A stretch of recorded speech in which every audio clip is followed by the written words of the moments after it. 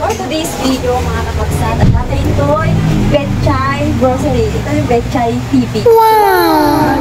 Narawag tayo dito sa aking tindahan. Munting tindahan, pangarap ko kapagsan. Aging daking na grocery kasi lang kamantikon kami. So, guys, dito tayo. Ito yung mga aking paninda. At dito kapagsan, mga noodles.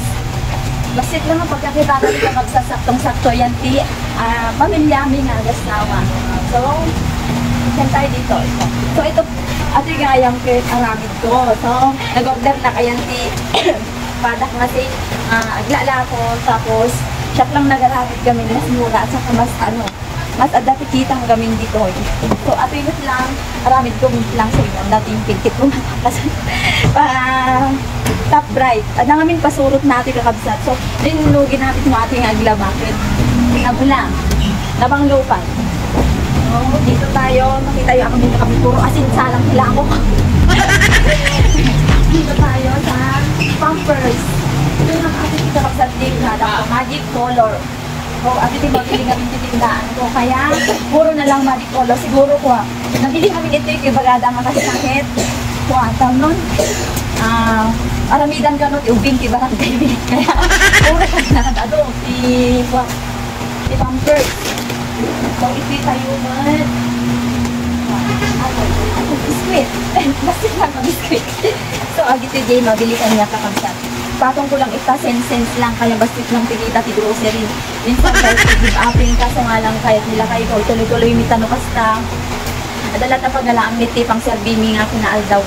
Di pamilya mo. Kung ba kailangan mo yung sabon kasi ay adalat ka, tapos kape, naling nga kape nila kayo po, ibang beses, kape may saan daw.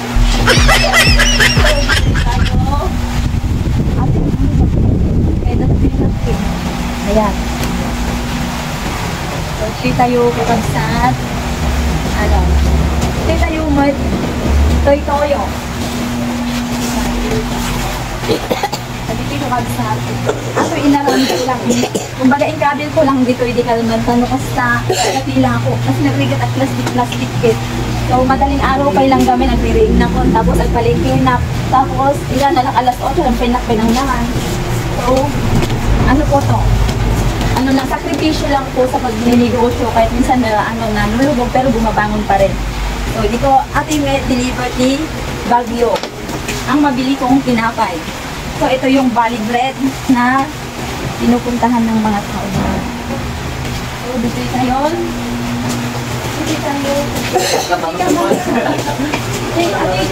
Ito pinakakahat ito. So, ito lang yung munti kong tindahan.